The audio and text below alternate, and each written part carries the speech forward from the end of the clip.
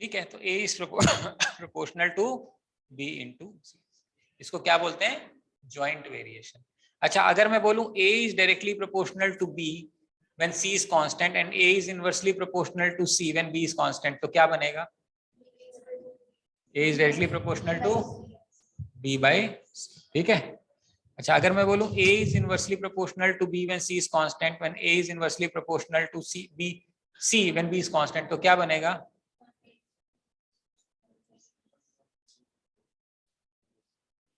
समझ में आ रहा है? ये इसको क्या बोलते हैं, ज्वाइंट वेरिएशन, यानी दोनों चीजों पे डिपेंड हो रहा है। ठीक, हाँ लिख लो टाइम, कुछ नोट करना है ना, कर लो।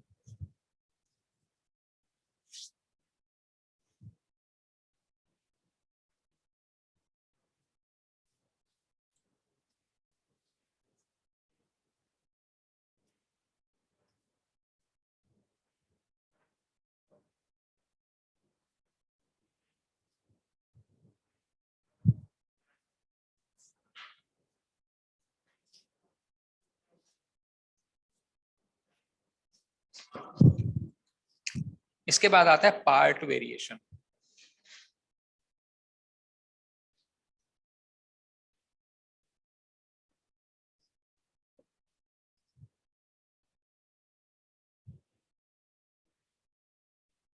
पार्ट वेरिएशन का मतलब होता है, कई बार कुछ चीजें पार्टली किसी चीज पे डिपेंडेंट होती हैं और पार्शियली किसी और चीज पे डिपेंडेंट होती हैं।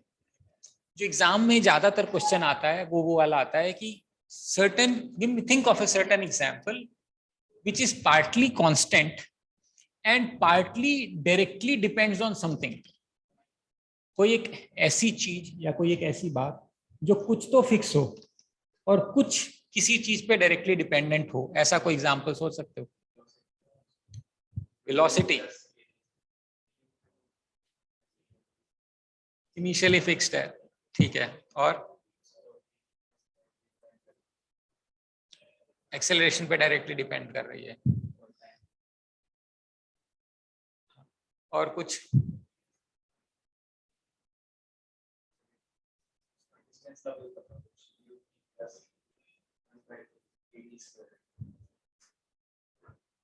वो तो होता है S is equal to U T plus half A T square.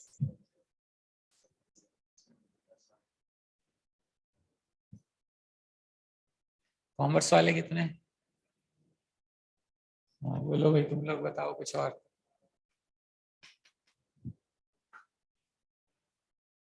Cost of manufacturing कैसे होती है? टोटल कॉस्ट क्या होती है? VM,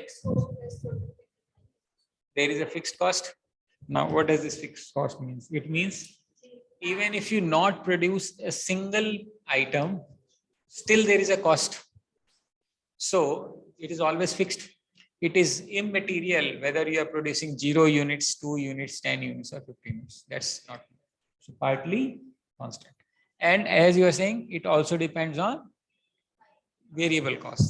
So if more product is being produced, more items are being produced, you will incur more total cost. And if less are being produced, you will incur less cost. So what I can suggest, what you're saying is the total cost is partially constant and partially depends upon number of items. ये कह सकता हूं मैं, जो मेरी total cost of manufacturing है कुछ fixed है K1 और कुछ डायरेक्टली डिपेंड करेगी N पे। तो चूंकि डायरेक्टली डिपेंड करेगी N पे, तो इक्वेशन बनाने के लिए मुझे वहां पे कुछ वेरिएबल लगाना पड़ेगा। समझ में आ रहा है इक्वेशन? इट मींस थोड़ा थोड़ा मैं कह रहा हूं किसी भी चीज की जो टोटल कॉस्ट है वो पार्टली फिक्स्ड है। फिक्स्ड होने का मतलब कांस्टेंट है, वो डिपेंड नहीं करता है N पे। और बाकी की जो कुछ कॉस्ट है वो किस पे डिपेंड कर रही है? N पे। तो डिपेंड करने का तो मतलब ये होता है कि ऐसे लिखूं मैं, तो इक्वेशन बनाने के लिए मुझे Kn लिखना पड़ेगा। N is the number of items to be produced. तो टोटल कॉस्ट ये हो जाएगा, लेकिन ये तो पार्शियल है, कुछ और भी लगेगा और वो जो कुछ और लगेगा वो कांस्टेंट है, इसलिए इक्वेशन बनती है। कुछ समझ में आ रहा है? Total cost is partially constant and partially directly depending on an. अच्छा, अगर मैं आपको एक बोलूं उसका इक्वेशन बनाना है, मान लेते हैं y is partially directly depends on z and partially directly depends on let's say x, कैसे लिखोगे? y is equal to a1x, समझ में आ रहा है? या इसको z कर लेते हैं, यहाँ y कर लेते हैं ताकि, ठीक है, इसको ऐसे लिखेंगे। अगर मैं बोलूं z is partially directly depends on x and partially inversely depends on y, कैसे लिखोगे?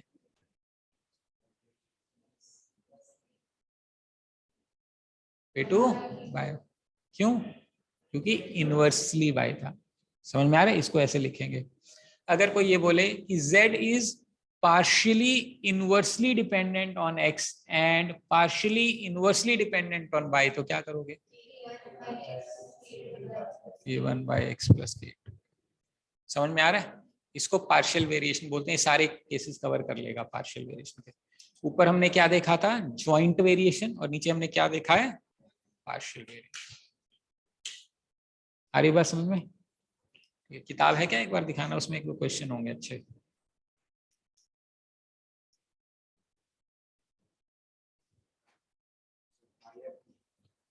नॉर्मल वाली चाहिए, बेसिक लाए।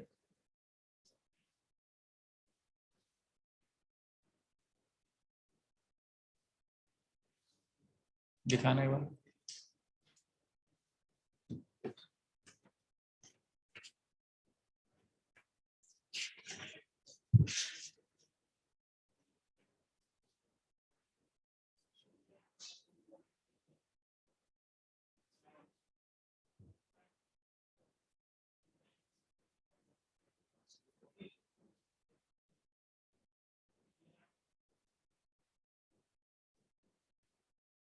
ठीक है, इसमें तो नहीं है, मैं आपसे लेकिन पूछ लेता हूँ, ठीक है? I am right, I want to type a question and I want you to try to solve that question.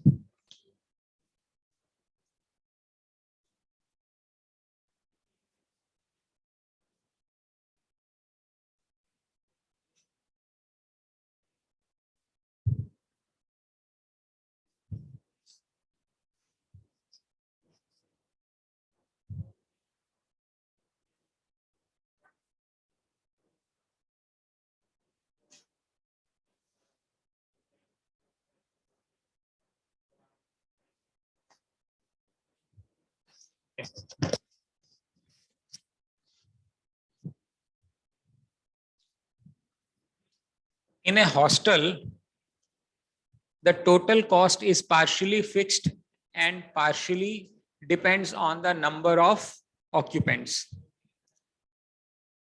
If there were 100 occupants, the average cost per person was rupees 2,500. If the number of occupants were 300, the average cost per occupant turns out to be rupees 2,000. What shall be the cost per student if there were 500 occupants in the hostel?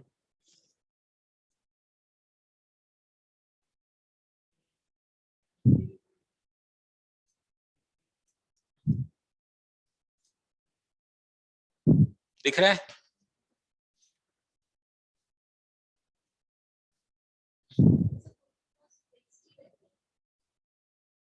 Fix cost तो fix रहेगी, total cost तो बदलेगी ना।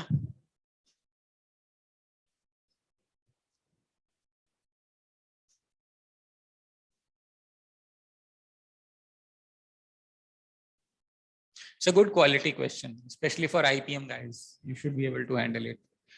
Non IPM वाले कौन है वैसे बता दो एक minute. Flat non IPM, flat देना है ना? ट्राई कर सकते हो, कोई बात नहीं, कोशिश कर लेते हैं।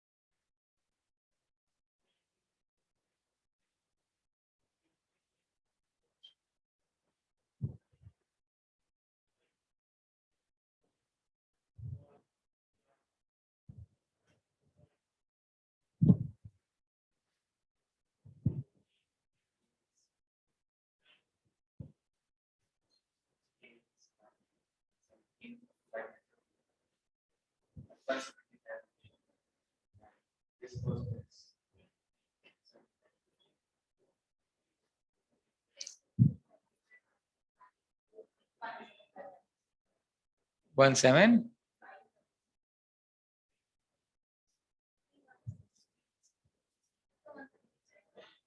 17500। हाँ कोई नहीं, पहले 500 की बताओ, कर कैसे रहे हो पहले मेरे को ही बताओ।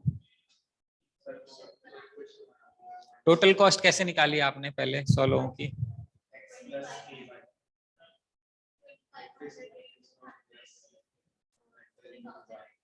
नहीं नहीं, पहले मुझे बताओ, 100 लोग रह रहे हैं, टोटल कॉस्ट कैसे कितनी होगी?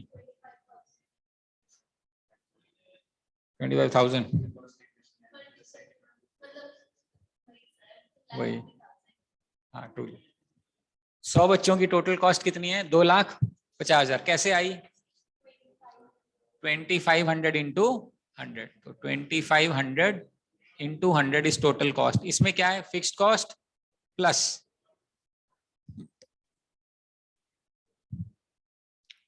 प्लस K1 कितने हैं?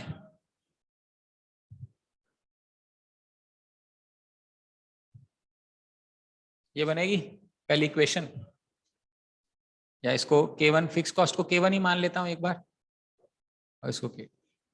ये क्वेश्चन समझ में आ रहा है? टोटल कॉस्ट जो है वो पार्शियली फिक्स्ड है और पार्शियली डिपेंड कर रही है नंबर ऑफ स्टूडेंट्स पे, तो 2.5 लाख ही हो गया। दूसरा फिर अगला इक्वेशन क्या बनेगा?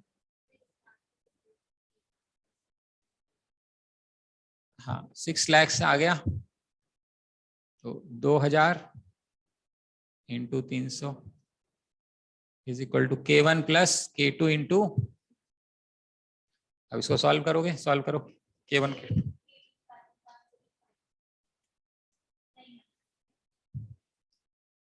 नहीं गड़बड़ हो गया कुछ? देखते हैं बाकी लोग क्या कह रहे हैं। हाँ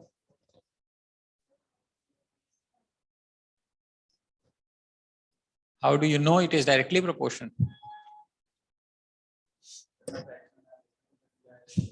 आप लॉजिकली सोचो, टोटल कॉस्ट ज्यादा बच्चे होने पे बढ़ेगी या घटेगी? बस, तो डायरेक्ट ही हो सकता है, और क्या हो सकता है? अब इसको अगर हम माइनस करें तो K कट जाएगा। 200 K2 is equal to 6 lakh में से कितने माइनस किए? 2.5 लाख, तो 4.5 लाख बन गए। तो 4, ये बनेगा, ये भी तो माइनस ही हो जाएगा फिर। तो K2 की वैल्यू आ जाएगी 45,000 डिवाइडेड बाई 200। कितना बचेगा? 225। K2 की वैल्यू आएगी, क्यों? 6 में से 2.5 गया, हाँ तो 6 में से 2.5 गया, 3.5 बचेगा, सॉरी, ठीक है।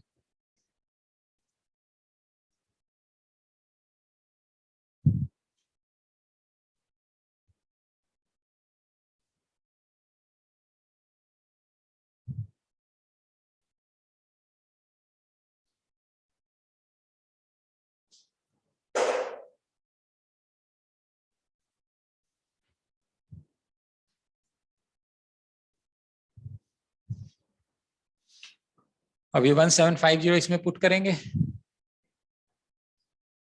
तो ये आ जाएगा 25 2,50,000 माइनस 175000 तो 175 में से 2.5 तो 75,000 बचा। यानी हॉस्टल की फिक्स्ड कॉस्ट कितनी है 75। यानी कोई रहे कोई ना रहे कितना खर्चा आएगा 75,000। अब हमें टोटल कॉस्ट निकालनी है। फिक्स्ड कॉस्ट कितनी है 75,000 प्लस कितने बच्चे हैं 500। हर बच्चे की कॉस्ट कितनी आ रही है टोटल कॉस्ट कितनी हो जाएगी 1750 1 2 3 डिवाइडेड बाई 2 2 9 जा 2 8 जा 16 2 7 जा 14 2 5 जा 10 1 2 3 ठीक है प्लस 75,000 यही बात है। तो 8,75,000 प्लस 75,000 तो 9,04,000 यही बनेगी। तो टोटल कॉस्ट इज 9,50,000। लेकिन हमसे क्या पूछा हुआ है कॉस्ट पर स्टूडेंट। अब इसको किससे डिवाइड करना है 500 से। कितना बन जाएगा 5 बन जा 5 5 9 जा 45 पर बच्चा कॉस्ट कितनी आएगी 1,900 रुपए। यानी जब जैसे जैसे हॉस्टल में ऑक्यूपेंसी बढ़ेगी पर बच्चे की जो कॉस्टिंग है वो डिक्रीज हो जाएगी। ये लॉजिक समझ में आ रहा है कैसे हो रहा है। जैसे मान लो अभी अपन क्लास रन कर रहे हैं so there is some cost involved. So there are two types of cost. One is fixed. बताओ फिक्स्ड कॉस्ट क्या हो सकती है क्लास की। इसका रेंट, इसकी जो एसी चल रहा है या टीचिंग कॉस्ट जो आ रही है ये सारी फिक्स्ड है। चाहे 4 बच्चे बैठे 10 बच्चे बैठे 15 बच्चे बैठे वो लगना ही लगना है। वेरिएबल कॉस्ट क्या है study cost of study material cost of your taxes cost of your royalty. ज्यादा लोग होंगे तो ज्यादा कॉस्ट देनी क्योंकि ज्यादा फीस आएगी तो उसी प्रोपोर्शन में आपको टैक्स भरना है उसी प्रोपोर्शन में रॉयल्टी देनी उसी प्रोपोर्शन में मटेरियल मंगाना है उसी प्रोपोर्शन में ऑनलाइन सर्विसेज लेनी है। तो ज्यादा होंगे तो वो कॉस्ट बढ़ेगी कम होंगे तो वो कॉस्ट घटेगी। अब अगर एक क्लास में ज्यादा बच्चे हों तो जो फिक्स्ड कॉस्ट है वो ज्यादा बच्चों पर डिस्ट्रीब्यूट होगी तो पर बच्चा सर्विसिंग कॉस्ट क्या हो जाएगी कम हो जाएगी जो यहाँ पे आपको नजर आ रहा है। जब 100 बच्चे थे तो पर बच्चा खर्चा कितना आ रहा था 2,500। जब 300 बच्चे थे तो पर बच्चा खर्चा कितना आ रहा था 2,000। और जब 500 बच्चे हो गए तो पर बच्चा कॉस्ट कितनी आ रही है 1,900 because that fixed cost is actually being distributed among the larger number of students and that is why this thing is happening. So this is the kind of question you may expect in exam at least for IPM students. For CLAT students जो पीछे किया था ना हमने direct variation inverse variation वो आएगा। ठीक है समझ में आ रहा है सभी को। Let me take you through one more example. Of course not this it's a example in your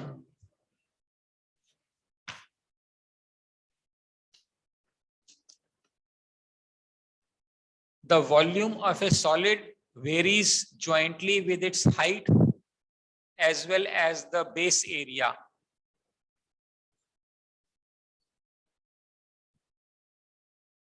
S1 and S2 are two such solids.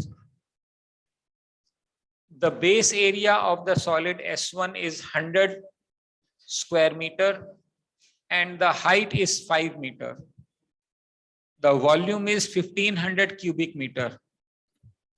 Find the base area of the solid S2 whose height is 10 meters and volume is 4,500 cubic meter.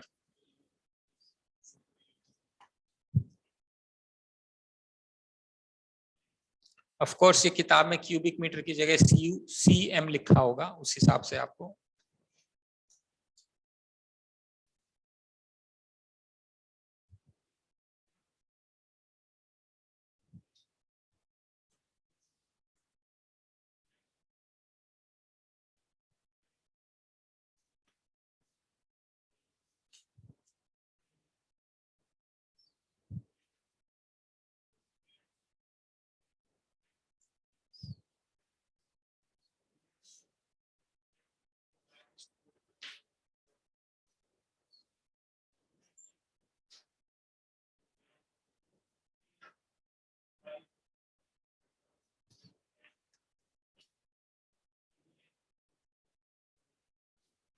ठीक है, करो इसको।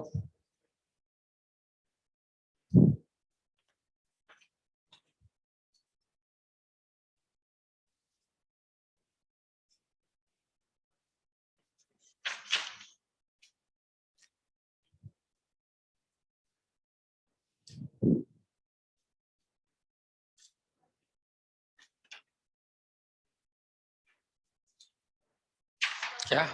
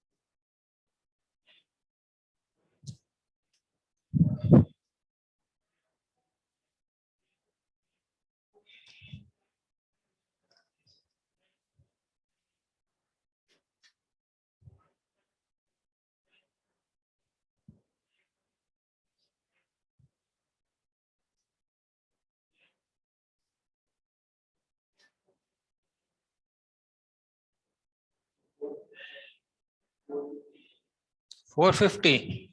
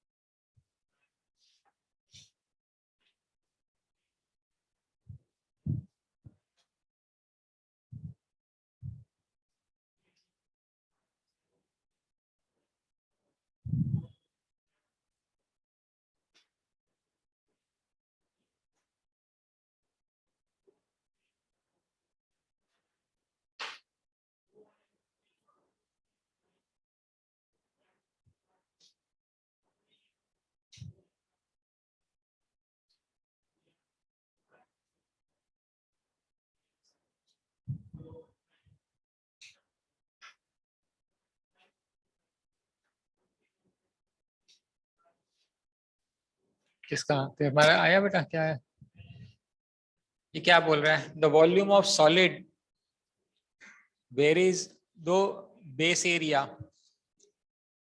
Jointly varies with height and base area. इसका क्या मतलब है? जो volume है वो वेरी कर रहा है हाइट से और बेस के एरिया से, यही बात है। इसका और क्या बोलता है? एक S1 सॉलिड है और एक S2 सॉलिड है। Two such solid whose base area S1 का है 100 स्क्वायर मीटर। ये क्या होना चाहिए? इसका एरिया होना चाहिए। और इसकी मान लो हाइट H1 बोल देते हैं, तो कितना आ रही हाइट? 5 मीटर। S2 का क्या बोल रहा है? और इसकी वॉल्यूम कितनी है? 1500 क्यूबिक मीटर। सेकेंड वाले का बेस एरिया क्या है? बेस एरिया निकालना है, पता नहीं हाइट कितनी है और वॉल्यूम कितना है। अब चूंकि ये दिया हुआ है, हम इसको कह सकते हैं V1 upon V2 is equal to H1A1 upon H2A2। चलेगा? जैसे डायरेक्ट वेरिएशन में था, डिवाइड कर दिया हमने। प्लस क्यों होगा? ज्वाइंटली वेरी कर रहे हैं, पार्शली थोड़ी ना वेरी कर लें, ज्वाइंटली वेरी करेगा ना। देखो, ज्वाइंट वेरिएशन अलग पढ़ाया था मैंने, पार्ट वेरिएशन अलग पढ़ाया था। तो ज्वाइंट वेरिएशन क्या था? D is proportional to S, तो D is proportional to this into this, ये ज्वाइंट वेरिएशन लिखा था, यही था ज्वाइंट वेरिएशन। तो यहाँ पे क्या बोल रहा है? ज्वाइंटली वेरी कर रहा है। अब बाकी डेटा पता ही हमें, V1 की वैल्यू कितनी है? 1500। H1 की वैल्यू क्या है? 5। A की वैल्यू क्या है? 100 डिवाइडेड बाई V2 की वैल्यू क्या है? 4500। H2 की वैल्यू क्या है? 10।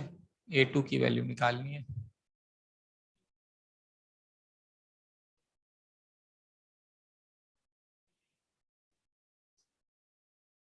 क्रॉस मल्टीप्लाई करोगे, A2 is equal to 3 into 50 which is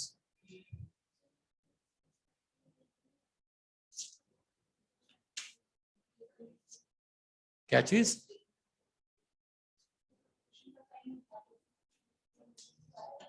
नहीं, वो रेशियो निकाल लिया ना। देख, V इज इक्वल टू के एच ए बनेगा, तो ये बनेगा मान लो V1, तो ये बनेगा H1 A1। अगर मैंने इसको चेंज कर दिया तो ये भी के रहेगा, H2 A2 यही बनेगा। अगर मैं दोनों का रेशियो ले लूं तो ये कट जाएगा। हम पहले भी तो यही करते आ रहे थे, A is proportional to B, A is equal to K B. तो अगर ये 1 होता तो ये 1 होता, अगर इसको चेंज कर देता तो ये के B2 हो जाता। कि कांस्टेंट है, सब्स्टिट्यूट कर दो या रेशियो निकाल दो, कैसे के कट जाएगा। A1 upon A2 is equal to B1 upon B2, यही तो डिराइव किया था हमने, यही काम किया है हमने। ठीक है, समझ में आ रहा है मुझे? कुछ कुछ आ रहा है थोड़ा थोड़ा। ठीक है,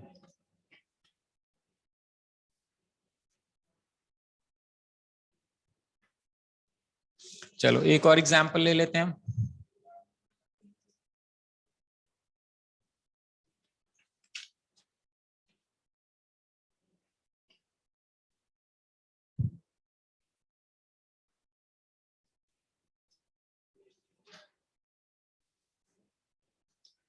The area of a circle varies with the square of its radius.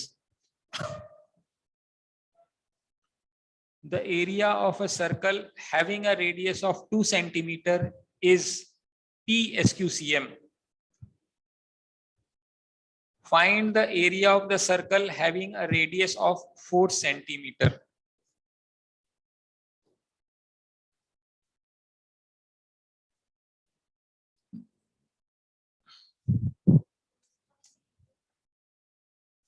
हाँ बेटा, square of its radius is P.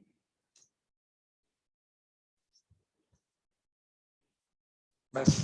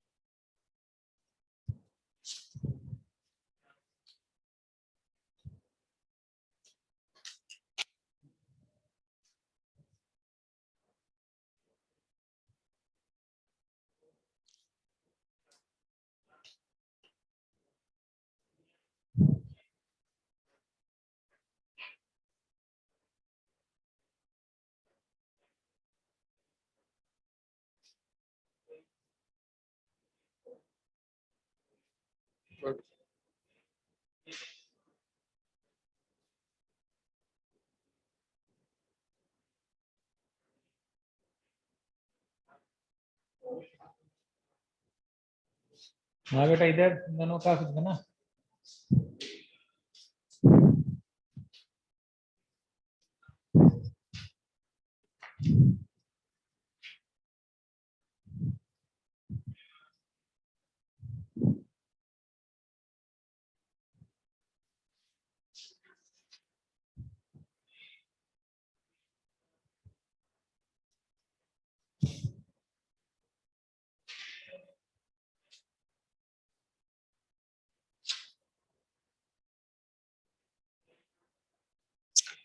A varies directly as the sum of two quantities B and C. B in turn varies directly as X and C varies inversely as X. When X is equal to 2, A is equal to 6, and when X is equal to 4, A is equal to 9. Find the value of A when the value of X is equal to 16.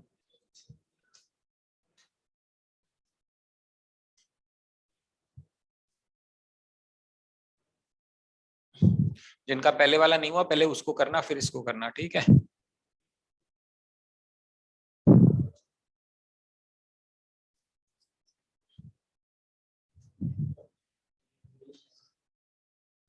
हे हे ये इसने मेरी आवाज गलत पकड़ रहा है। ए है ये।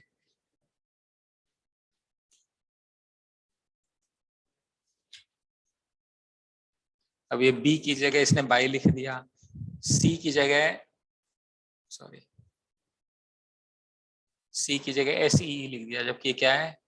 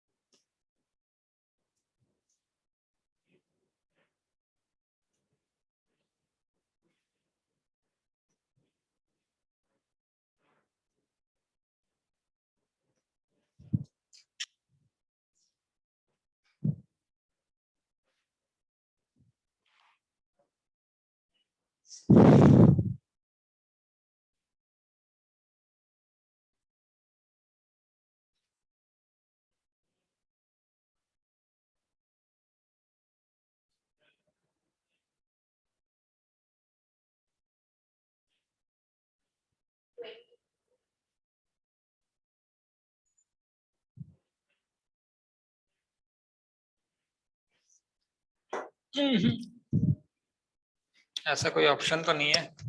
ऑप्शन है 21 2.5 1 8.5 and 32 1/4। मैं और ऑप्शंस लिख दूं ताकि क्या पता आपको जुगाड़ बिठा लो। फर्स्ट ऑप्शन 2 1/2,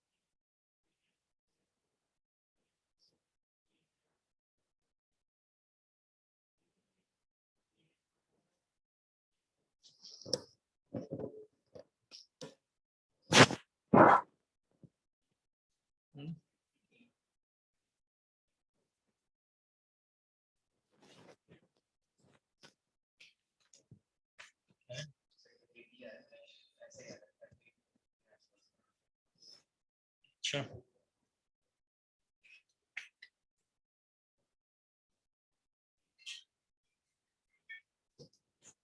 और किसी का विचार है? हाँ जी, तुम दोनों का।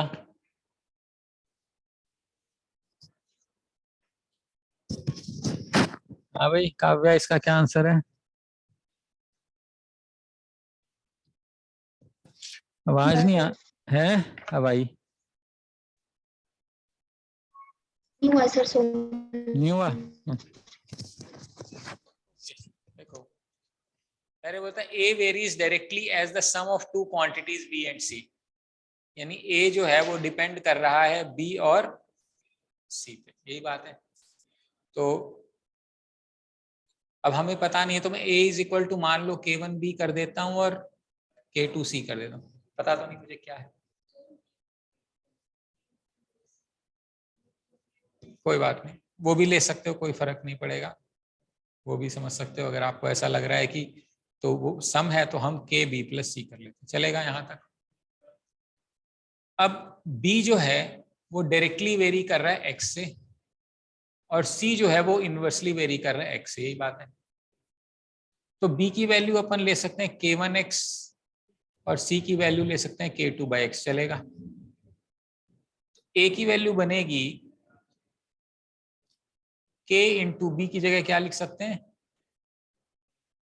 K1X और C की जगह क्या लिख सकते हैं K इंटू, चलेगा। अब ये K1 K2 मल्टीप्लाई होएगा अंदर,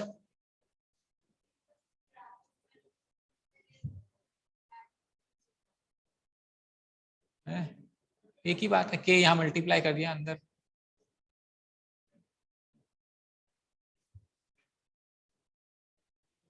तुम ये कह रही हो, ठीक।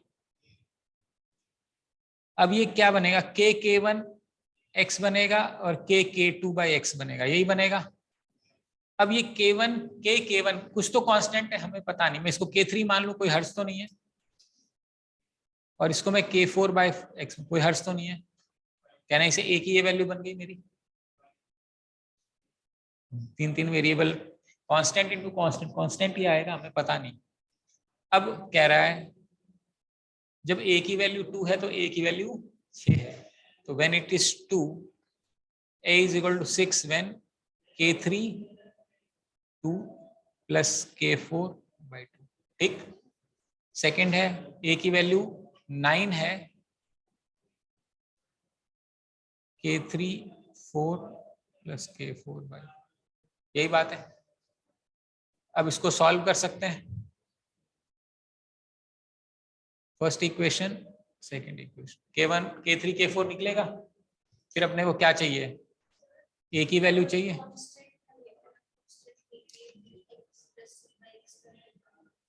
वही तो लिया देखो।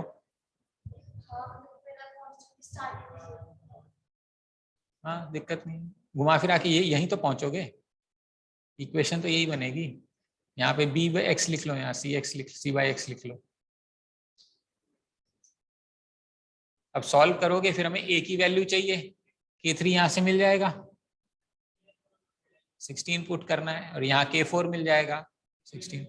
K1 फिर K4 की वैल्यू कहाँ से आएगी, ये वैल्यू और ये वैल्यू कहाँ से आएगी, इन दोनों इक्वेशन से आएगी। सॉल्व करो, बताओ मुझे इसका आंसर।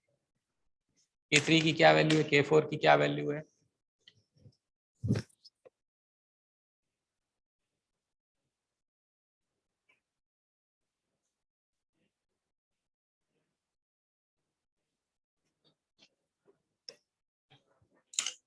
हम्म,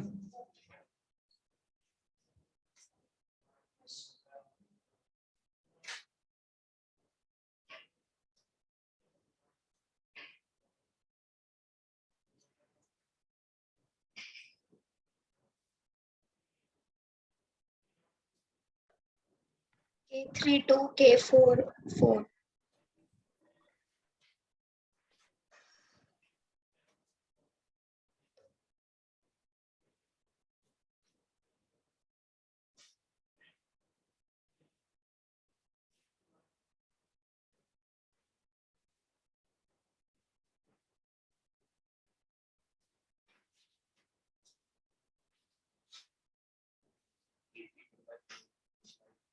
हम्म,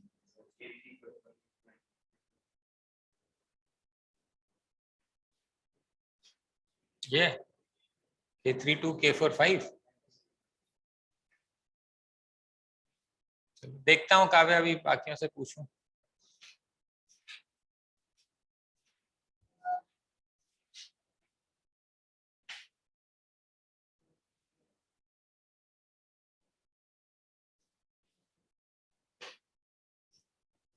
कितनी आ रही है K2 की वैल्यू,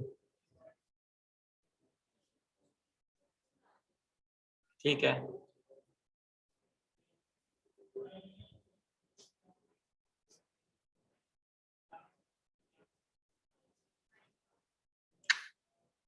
ना,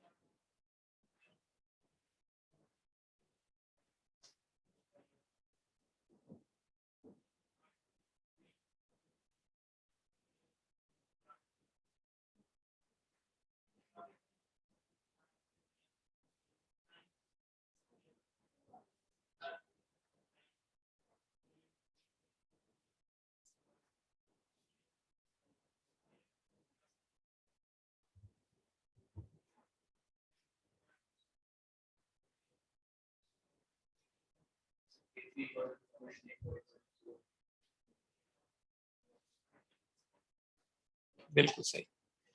K3 इक्वल टू 2, ठीक है। इसको माइनस करके सॉल्व करके K3 की वैल्यू 2 आएगी, तो K4 की वैल्यू, अब हमें A की वैल्यू निकालनी है, तो K3 की जगह पुट करेंगे 2 इंटू 16 प्लस 4/16, 32 प्लस 1/4, ये आंसर है। अब ये अच्छा क्वेश्चन है, अब बताओ इसमें क्या समझना है, क्या नहीं आया, क्या गलती है, एनालाइज करो ताकि हम अगली बाद में इसकी मिस्टेक्स ना करें। 4/x कैसे आया, K4 की वैल्यू निकाली है ना अपन ने, इसको सॉल्व किया है।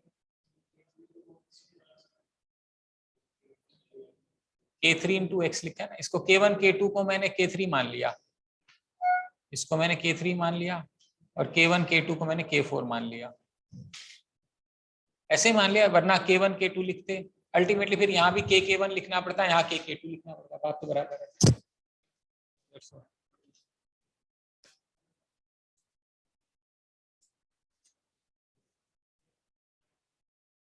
ठीक है, वेरिएशंस। और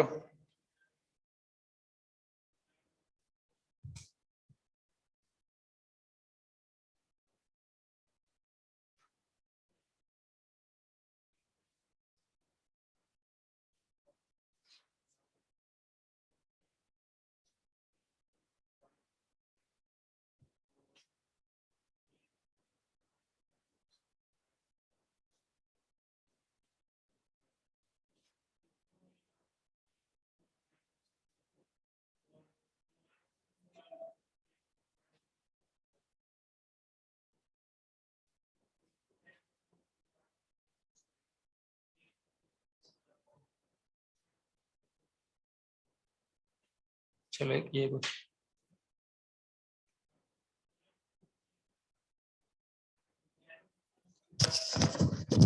above question as in which question? This question? ये वाला क्या क्या भैया? ये वाला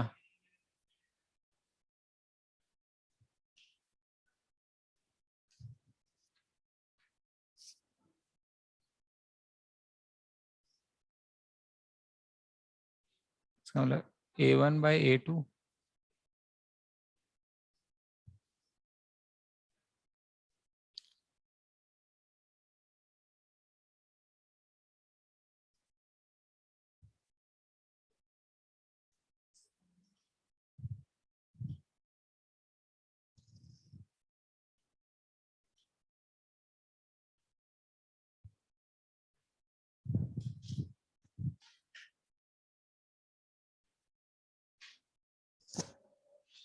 ठीक है,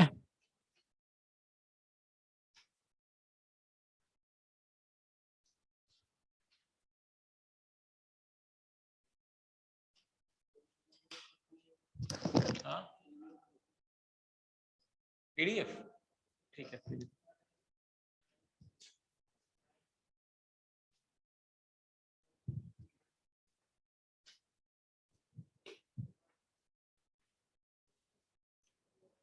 The monthly telephone bill has a fixed tariff up to 50 outgoing calls. Outgoing calls in excess of 50 are charged at certain fixed rate per call.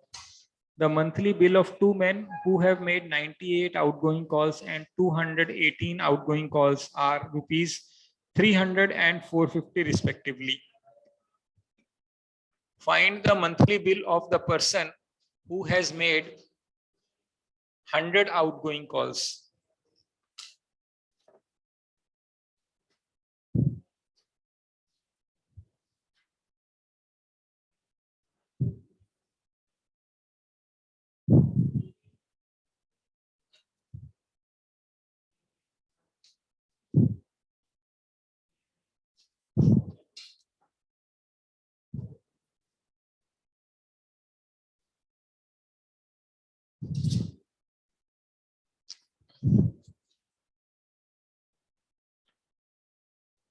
The monthly telephone is 15 outgoing calls in excess of 50 are charged a certain fixed rate per call. The monthly bill of two men who have made 98 outgoing calls and 218 on calls are 300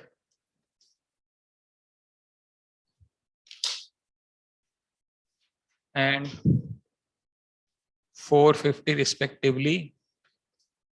Find the monthly bill of the two person who has made 160 outgoing calls. 160 है ना ये?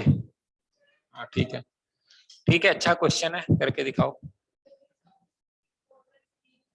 हाँ, that actually means up to 50 calls are free.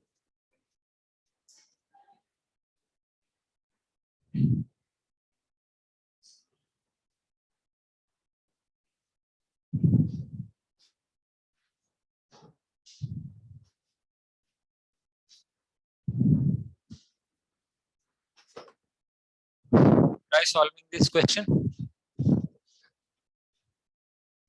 Actual practical problem है ना, पहले ऐसे landline होता था तो ऐसे ही होता था, इतने फ्री होते थे, उसके बाद चार्जिंग लगती थी, उसके लिए वो फिक्स कॉस्ट लेते थे, इतने तो लगेंगे लगेंगे, 3 कॉल करी तो भी लगेंगे, 4 कॉल करी तो भी लगेंगे, 50 करी तो भी, उतने तो लगने ही लगने।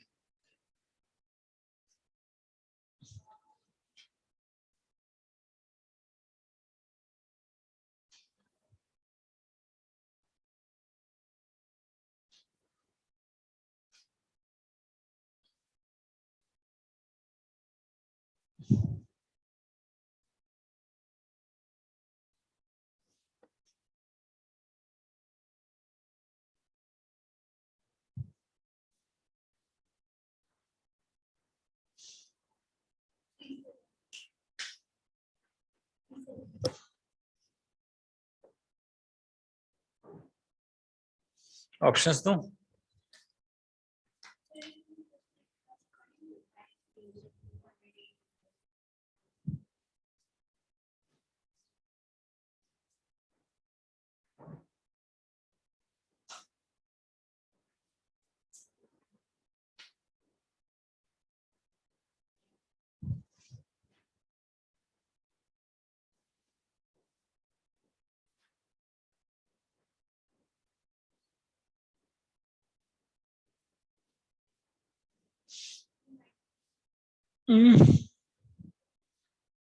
क्या डेसिमल में आ रहा है, सब हिसाब किताब देख ले।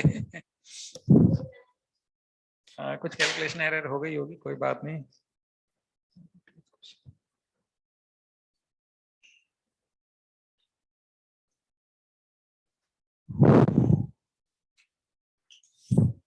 समझ में आया? मोटा मोटा कॉन्सेप्ट करेंगे कैसे, अप्रोच कैसे करेंगे इसको।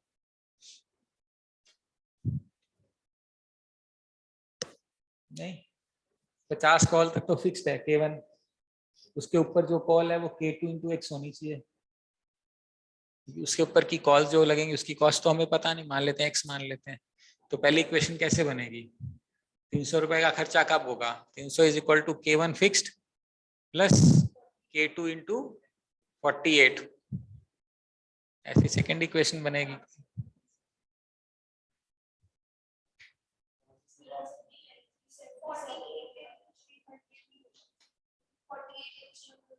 बेटा टोटल कॉस्ट 300 है ना, कॉस्ट 300 रुपए कॉस्ट कब आई? कुछ फिक्स कॉस्ट आई प्लस 48 कॉल की वेरिएबल कॉस्ट आई, दोनों कॉस्ट जोड़ देंगे तो अपने को कितने रुपए देने पड़े?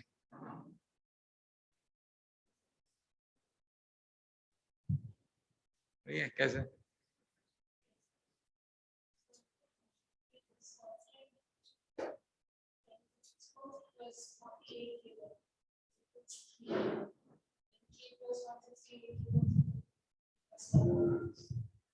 K1 K2 निकाला, फिर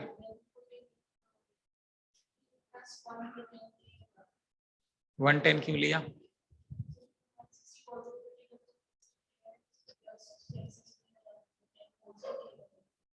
गुड।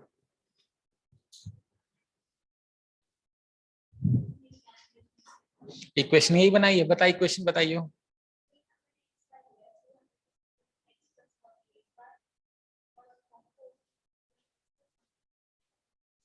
160, हाँ ठीक है, उसमें 40 माइनस करे, यही आ रहा है ना 50 माइनस करके। हाँ कोई नहीं, शांति से कर, शांति से।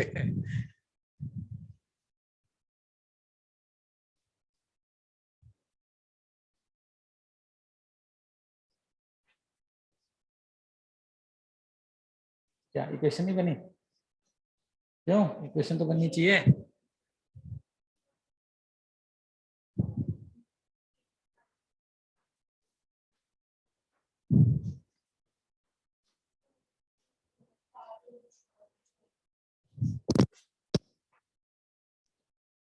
मैं अभी पीडीएफ भेजता हूँ, एक बार अच्छे देख रहे होंगे इसको। चलो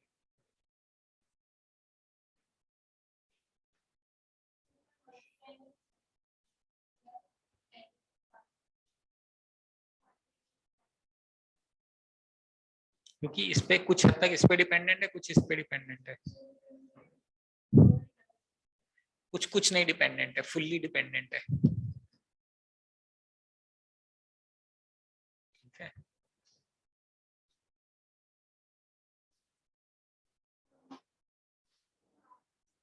आ गया?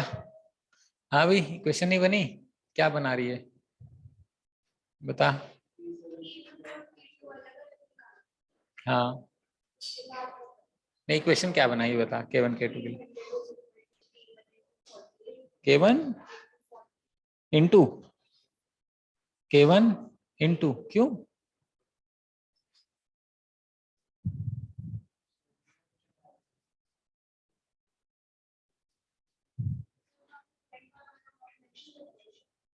वो समझना पड़ेगा, चांसेस आर मेंशन होगा लेकिन खुद से समझना पड़ेगा। अब यहाँ पे जो मेरी 300 रुपए की कॉस्ट लग रही है, उसमें एक हिस्सा फिक्स कॉस्ट का है और एक हिस्सा नंबर ऑफ कॉल्स का है। ठीक है, नंबर ऑफ कॉल्स 300 रुपए कब लगेगा? जब मेरी 98 कॉल्स हुई। 50 कॉल तक का तो ये खर्चा हो गया, तो 48 कॉल तक का खर्चा क्या हो गया? ये इक्वेशन समझ में आ रही है? फिर उसके बाद 450 रुपए खर्च हुआ, ये तो फिक्स्ड है 50 कॉल तक का। कितनी कॉल्स बच गई टोटल? 200, इसमें से 50 माइनस करेंगे 168 का। अब दोनों को सॉल्व भी करना है अपन ने।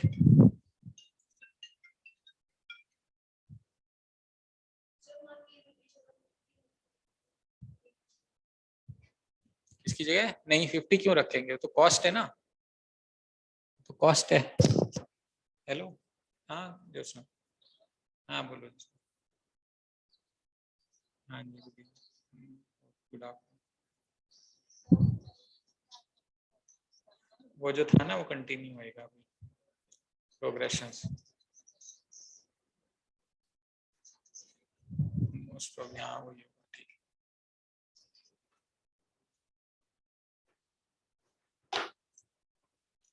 तो K1 K2 सॉल्व होएगा यहाँ पे।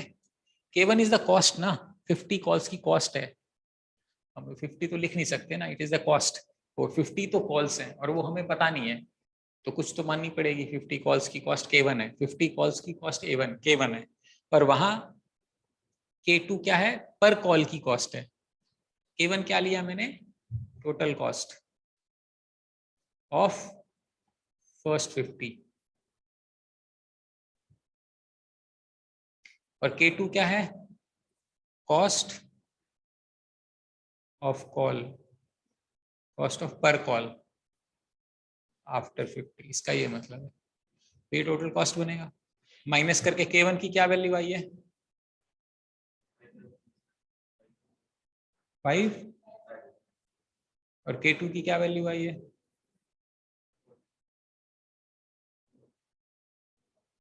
240। ऐसे कैसे हो सकता है, अच्छा ये उल्टा होगा ना,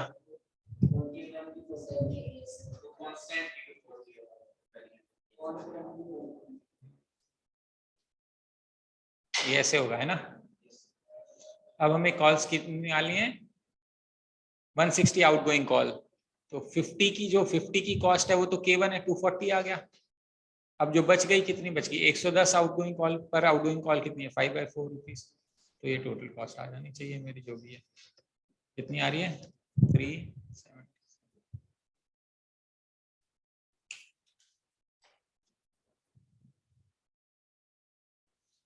should not be a problem।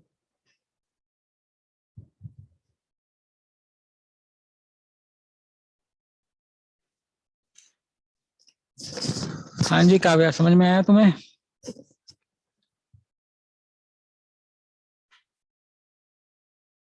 आवाज तो नहीं आ रही बट मुझे लग रहा है कि आ गया होगा।